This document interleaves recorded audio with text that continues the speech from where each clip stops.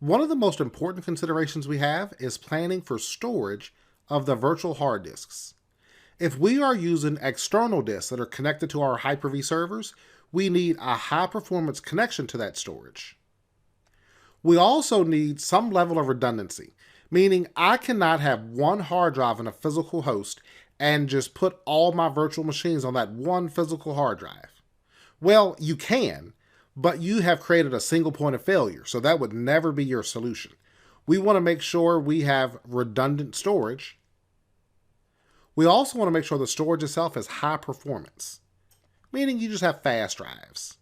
Solid state would be as fast as you can actually get now.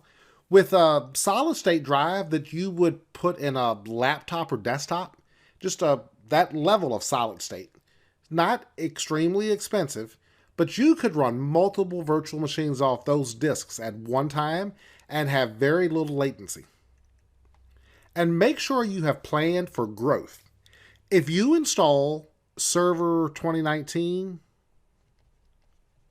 Core, just the operating system is going to consume just over 6 gigs.